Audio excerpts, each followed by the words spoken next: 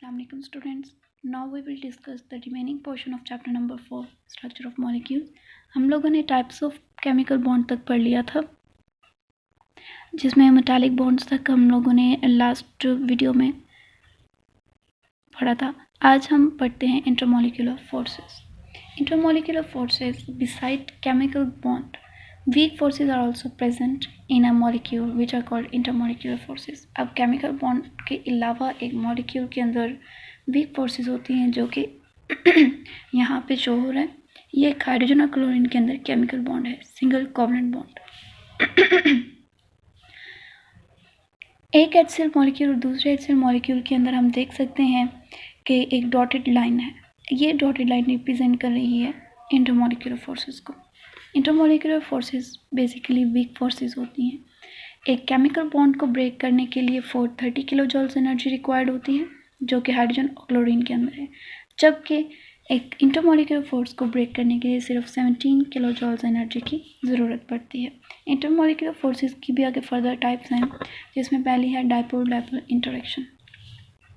Dipole जैसे नाम से जाहिर है कि दो पोल्स क्रिएट हो जाती हैं. अब पोल्स किस में होगा कि एक मॉलिक्यूल का जब अप्रोच करेगा दूसरे मॉलिक्यूल के ऊपर पास, तो क्या होगा कि उन दोनों के अब जो ऑपोजिट चार्जेस हैं, पार्शियल पॉजिटिव और पार्शियल नेगेटिव चार्ज, अपने आप को ऐसे अरेंज कर लेंगे कि ऑपोजिट चार्जेस एक दूसरे के सामने आ जाएंगे और उनके अंदर फोर्सेस ऑफ अट्रैक्शन बनेंगी.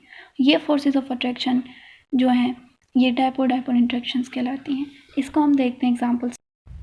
HCl की एग्जाम्पल लेते हैं. फिर ये एक मॉलिक्यूल है, जब अप्रोच करेगा दूसरा मॉलिक्यूल तो इसका पार्शियल पॉजिटिव एंड अपने आप को इसके पार्शियल नेगेटिव एंड के पास के सामने ले आएगा. ये अपने आप को इस तरीके से अरेंज कर लेंगे. ऐसा नहीं होगा कि ये क्लोराइड आयन जो है वो क्लोराइड आयन के सामने हो, ऐसा नहीं होगा, क्योंकि पार्शियल नेगेटिव एक दूसरे को रिपेल करते हैं. ये मॉलिक्यूल अपने आप को इस तरीके से अरेंज करेगा कि इसका पार्शियल नेगेटिव एंड इसके पार्शियल पॉजिटिव एंड के सामने आ जाए. तो इस तरह इनके अंदर दो पोल्स क्रिएट हो जाएंगे, पार्शियल नेगेटिव और पार्शियल पॉजिटिव. इस तरह की बनने वाली इंटरेक्शन को, जो कि फोर्सेस ऑफ अट्रैक्शन है ऑपोजिटली चार्ज आयंस के अंदर, तो इस तरह के बनने वाली इंटरेक्शन को हम डायपोल डायपोल इंटरेक्शन कहते हैं.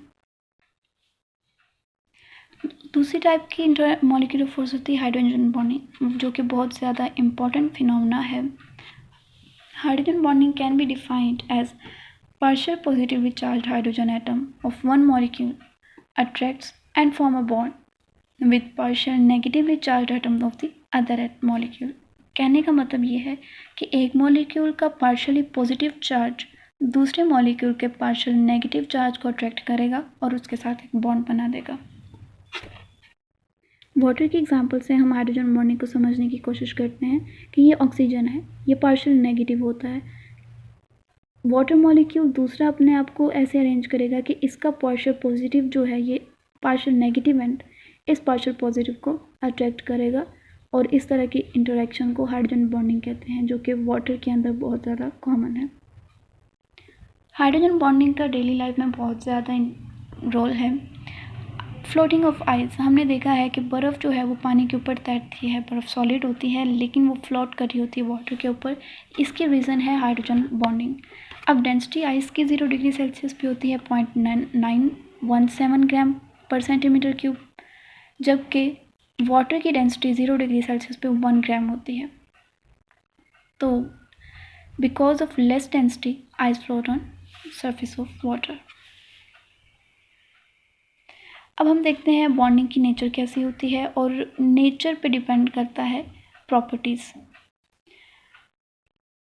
तो आयनिक कंपाउंड्स की नेचर हमें पता है, ये पॉजिटिव और नेगेटिव चार्जेस की वजह से आयंस बनते हैं और ये एक क्रिस्टल्स बना देते हैं जिनके अंदर स्ट्रॉन्ग इलेक्ट्रोस्टैटिक फोर्सेस होती हैं.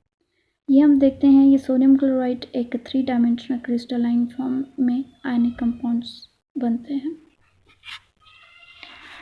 आयनिक कंपाउंड्स की प्रॉपर्टीज़ जो हैं ये कि आयनिक कंपाउंड्स चूँकि क्रिस्टलाइन सॉलिड्स होते हैं, 3 डायमेंशनल क्रिस्टलाइन सॉलिड्स की फॉर्म में मौजूद होते हैं.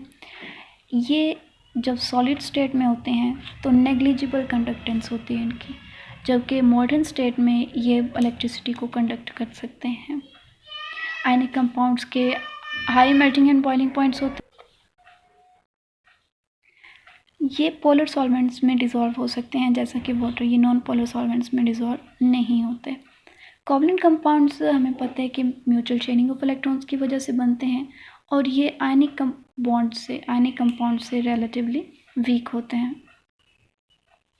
इनकी प्रॉपर्टीज़ में आते हैं कि इनके as compare to ionic compounds have low melting and boiling points, they are bad conductor of heat and electricity, they are insoluble in water but soluble in non-aqueous solvents like benzene, ether, alcohol. Large molecules with three-dimensional bonding form covalent crystals. अब वो जो बड़े बड़े covalent compounds होते हैं जो कि three dimensional bonding बनाते हैं वो क्रिस्टल लाइन कोवलेंट की फॉर्म में होते हैं जो कि बहुत ज़्यादा हार्ड होते हैं।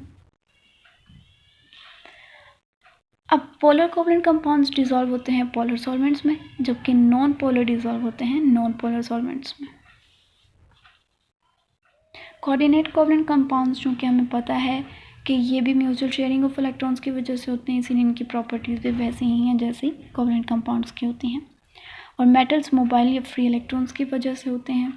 इनकी प्रॉपर्टीज़ में आते हैं कि ये लस्टर, मेटालिक लस्टर होते हैं, इनमें एक चमक होती है। ये मेलिएबल और डक्टाइल होते हैं। मेलिएबल ऐसी टर्म है जो कि बताती है हमें कि इनको हम शीट्स में रोल कर सकते हैं, जबकि डक्टाइल का मतलब है कि ये वायर्स में भी कन्वर्ट किए जाते हैं। तो मेटल्स को हम शीट्स और वायर्स में भी कन्वर्ट कर सकते हैं। इनके high melting and boiling points होते हैं और ये हीट और इलेक्ट्रिसिटी के बहुत अच्छे कंडक्टर्स होते हैं। Thank you. चैप्टर नंबर 4 हमारा एंड हो गया। Hope you all learn it very well. Thank you.